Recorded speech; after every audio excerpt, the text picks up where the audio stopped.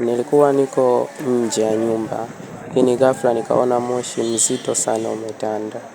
Wakati huo nilikuwa nina watoto wawili, mmoja wa miaka 4, mwingine wa miezi 6. Nilikuwa nipo kazini, nimepigiwa simu na bodaboda kwamba nyumba yenu inaungua. Ni wamiliki wa hii nyumba. Sisi wakati kwenye shughuli zetu tulipigiwa kwamba nyumba inaungua, lakini bahati nzuri ni kwamba hatuishi hapa.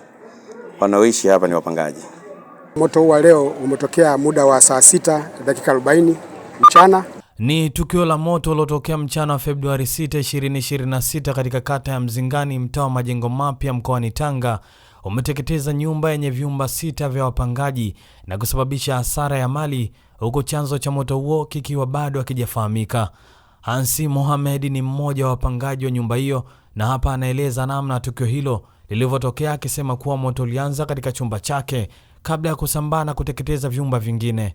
Nilikuwa niko nje ya nyumba, lakini ghafla nikaona moshi mzito sana umetanda.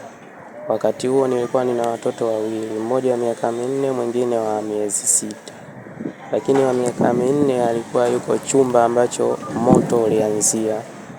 Hivyo baada ya kuona moshi mkubwa, ikabidi niingie ndani kumkimbilia yule wa miaka 4 akiwa miezi 6 nimempakata mkononi.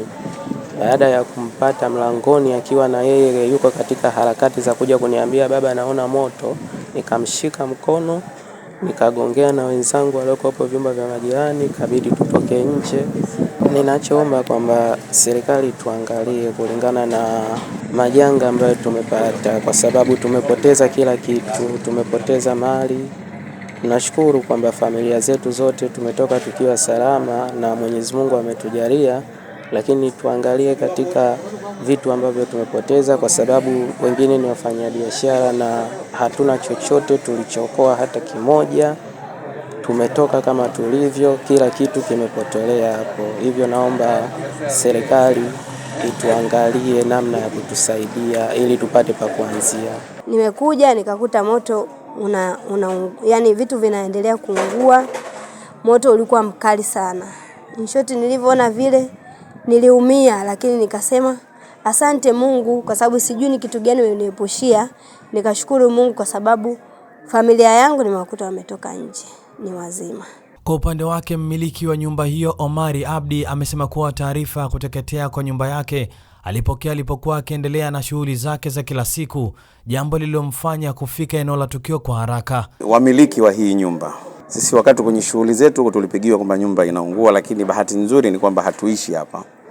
Wanaoishi hapa ni wapangaji.